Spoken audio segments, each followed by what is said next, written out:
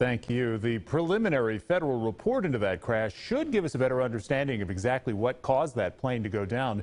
7 News anchor Diane Lee talked with expert pilots about those findings. She joins us now. Diane. Yeah, well, Gordon, we want to be clear that this report from the National Transportation Safety Board is preliminary. It's on a different crash that happened. So as the agency gathers more evidence in the coming months, things could change. But the report does point to the likely cause of the crash: low fuel. 2 weeks after a Cessna from Oconee County went down in a Florida lake, killing the 2 men on board. This is Raymond here eating at one of our tables right here. Longtime friends of the victims, like Joel Ward, are still stunned. Could not believe that, someone that you're around every day of the week could be in a plane accident. A newly released NTSB preliminary report says the plane's 2 tanks had only 2 gallons of fuel and that each fuel tank was intact and not breached. Commercial pilot and flight instructor Robert Katz explained what that indicates. When we see from the report that only 2 gallons were recovered from each of the tanks, that is actually less than the usable fuel documented in the pilot's operating handbook. The airplane simply ran out of fuel due to the decision-making of the pilot. The plane was extremely low on fuel. That's right.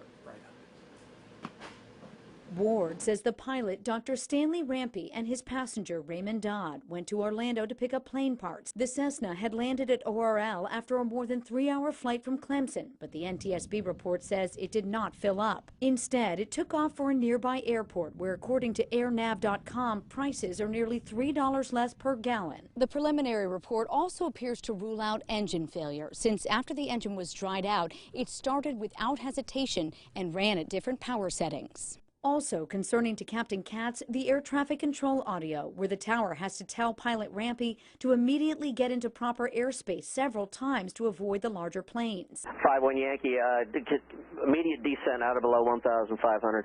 Immediate descent, 1,000. 5-1 Yankee, immediate descent out of below 1,500, over. When a pilot hears a controller tell him to do something that is either prefaced or suffixed with immediately, it is not to be questioned. It is to be executed post-haste, and typically it's a result of a pilot error, such as not respecting partitioned airspace. Ward says the new findings make the loss all the more difficult to process. Can't believe it even happened to 2 friends, to 2 customers, but to know that it could just be from lack of fuel is really hard to accept. And the pilot, he was part of the Golden Corner Flying Club at the Oconee County Regional Airport. The members of that club declined to speak on camera today. The NTSB report says the pilot had reported 1,000 hours of flying time.